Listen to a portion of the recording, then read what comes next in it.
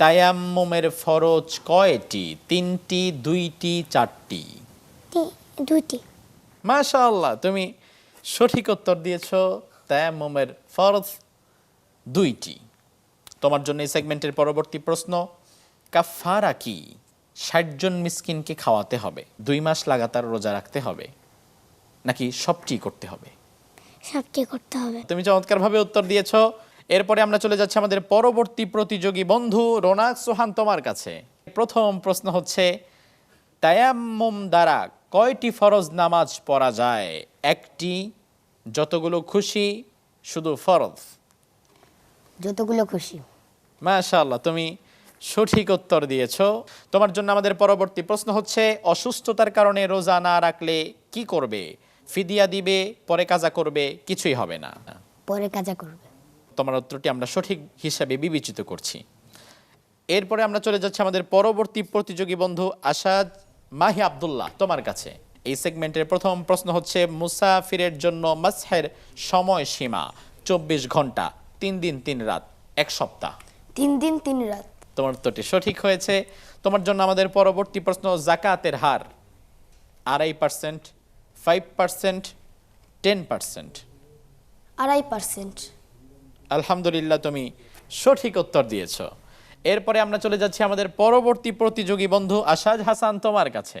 এই সেগমেন্টের প্রথম প্রশ্ন হচ্ছে, জানাবাত থেকে পবিত্র হওয়ার জন্য কি প্রয়োজন? শুধু অজু, গোসল, তায়াম্মুম? ওযু। তোমার উত্তরটি নিতে পারছি না, উত্তরটি হবে গোসল ফরজ। এই সেগমেন্টের দ্বিতীয় প্রশ্ন হচ্ছে, ব্যবসায়িক পণ্যে যাকাত কি করতে হবে? দিতে হবে না, নাকি মুস্তাহাব? দিতে হবে। জি, দিতে হবে। মাশাআল্লাহ, তুমি সঠিক উত্তর দিয়েছো। আমরা চলে যাচ্ছি আমাদের পরবর্তী প্রতিযোগী বন্ধু আলাউদ্দিন আলিফ তোমার কাছে। তোমার জন্য আমাদের এই সেগমেন্টের প্রথম প্রশ্ন হচ্ছে, মুসাফিরে নামাজ কিভাবে? কসর ওয়াজিব, কসর জায়েজ, নাকি পূর্ণ পড়তে হবে? পূর্ণ পড়তে হবে। আমরা এই সেগমেন্টের এই প্রশ্নের উত্তরটি তোমার থেকে নিতে পারছি না, কারণ আল্লাহ সুবহানাহু ওয়া তাআলা মুসাফিরের সালাতকে কসর করেছেন, অর্থাৎ কমিয়ে দিয়েছেন। পরবর্তী প্রশ্ন হচ্ছে এই সেগমেন্টের, হজ ইসলামের কততম স্তম্ভ? চতুর্থ, পঞ্চম, ষষ্ঠ? পঞ্চম। সঠিক উত্তর দিয়েছো, হজ ইসলামের পঞ্চম স্তম্ভ। এরপরে আমরা চলে যাচ্ছি আমাদের পরবর্তী প্রতিযোগী বন্ধু জাবির বিন ওবায়েদ। তোমার জন্য আমাদের প্রথম প্রশ্নটি হচ্ছে, মুসাফির কতদিন থাকলে মুকিম হবে? 10 দিন, 15 দিন, 4 দিন? 10 দিন। তোমার এই উত্তরটি আমরা নিতে পারছি না, উত্তরটি হবে 15 দিন। এই সেগমেন্টের পরবর্তী প্রশ্ন হচ্ছে, হজ ফরজ হওয়ার শর্ত শারীরিক সামর্থ্য, আর্থিক সামর্থ্য, নাকি উভয়টি? উভয়টি। সঠিক উত্তর দিয়েছ। আল্লাহ সুবহানাহু ওয়া তাআলা হজ ফরজ করেছে ওই ব্যক্তির উপর যার উভয় সামর্থ্য রয়েছে, শারীরিক এবং আর্থিক। এবার আমরা চলে যাচ্ছি আমাদের সর্বশেষ সেগমেন্ট, ইসলামী সাধারণ জ্ঞান। এই সেগমেন্টে আমরা প্রথমেই চলে যাচ্ছি আমাদের প্রতিযোগী বন্ধু কানিজ বিনতে কায়সার।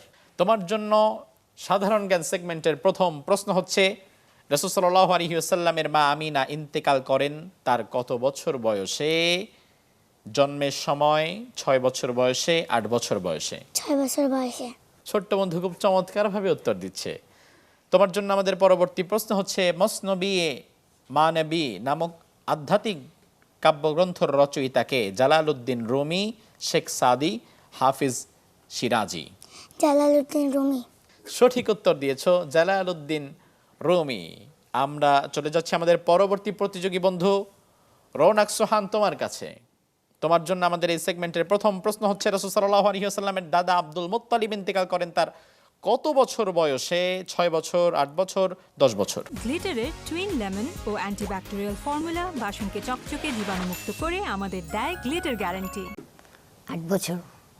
মাশাআল্লাহ, তুমি সঠিক উত্তর দিয়েছো, উত্তর হবে 8 বছর। তোমার জন্য আমাদের পরবর্তী প্রশ্ন হচ্ছে, গণিতবিদ ও কবি ওমর খাইয়াম কোন ধরনের কবিতার জন্য সবচেয়ে বেশি বিখ্যাত? মহাকাব্য, রুবাই, গজল? রুবাই। কঠিন একটি বিষয়ের উত্তর খুব সহজভাবে দিয়েছো। আমরা চলে যাচ্ছি আমাদের পরবর্তী প্রতিযোগী বন্ধু মাহি আব্দুল্লাহ, তোমার কাছে। তোমার জন্য আমাদের এই সেগমেন্ট থেকে প্রথম প্রশ্ন হচ্ছে, রাসূল সাল্লাল্লাহু আলাইহি ওয়াসাল্লামের লালন পালনের দায়িত্ব দাদার পর কে গ্রহণ করেন? চাচা আব্বাস, চাচা আবু তালিব, চাচা হামজা? চাচা আবু তালিব। মাশাআল্লাহ, তোমার উত্তরটি সঠিক হয়েছে। রাসূল সাল্লাল্লাহু আলাইহি ওয়াসাল্লামের দায়িত্ব গ্রহণ করেছিলেন তার চাচা আবু তালেব। আমরা চলে যাচ্ছি তোমার জন্য পরবর্তী প্রশ্নে। গুলিস্তান ও বোস্তান গ্রন্থদ্বয়ের রচয়িতাকে? শেখ সাদি, ফেরদৌসি, নিজামে গঞ্জাবি? মিজামির হামজা। তোমার উত্তরটি আমরা গ্রহণ করতে পারছি না। উত্তরটি হবে শেখ সাদি। গুলিস্তান ও বোস্তান এটি শেখ সাদির একটি বিখ্যাত রচনা। আমরা চলে যাচ্ছি আমাদের পরবর্তী প্রতিযোগী বন্ধু আসাদ হাসান, তোমার কাছে। প্রথম প্রশ্ন হচ্ছে, শৈশবে রাসূল সাল্লাল্লাহু আলাইহি ওয়াসাল্লাম কোন পেশায় নিয়োজিত ছিলেন? কৃষিকাজ, ব্যবসা, মেষ চড়ানো? আমাদের ছোট্ট বন্ধু তিনি কোনো উত্তর দিতে পারছেন না। উত্তরটি হবে মেষ চড়ানো। কোনো সমস্যা নেই বন্ধু, তোমার জন্য আমরা পরবর্তী প্রশ্নে চলে যাচ্ছি। দেওয়ানে হাফিজ গ্রন্থটি কি ধরনের কবিতার সংকলন? গজল, মসনবী, কাসিদা? গজল।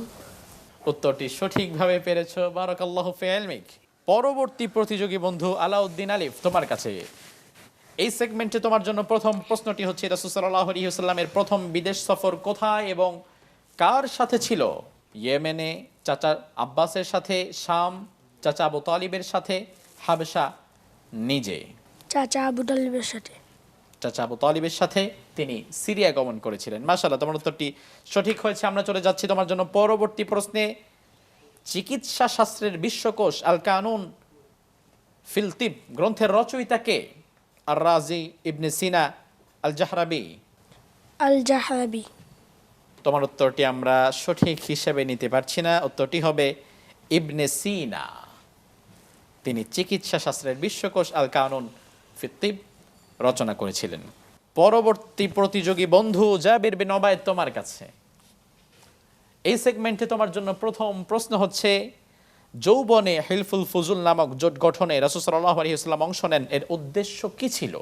ব্যবসায়িক একচেটিয়া অধিকার প্রতিষ্ঠা, মজলুমের সাহায্য করা ও ন্যায় প্রতিষ্ঠা, মক্কার নেতৃত্ব দখল? মক্কার নেতৃত্ব দখল। তোমার উত্তরটি আমরা নিতে পারছি না, কারণ রাসূল সাল্লাল্লাহু আলাইহি ওয়াসাল্লাম যৌবনের শুরুতে মক্কার নেতৃত্ব দখল করতে তিনি চাননি। তিনি চেয়েছিলেন মজলুমের সাহায্য করা ও ন্যায় প্রতিষ্ঠা। আমরা চলে যাচ্ছি তোমার জন্য পরবর্তী প্রশ্নে।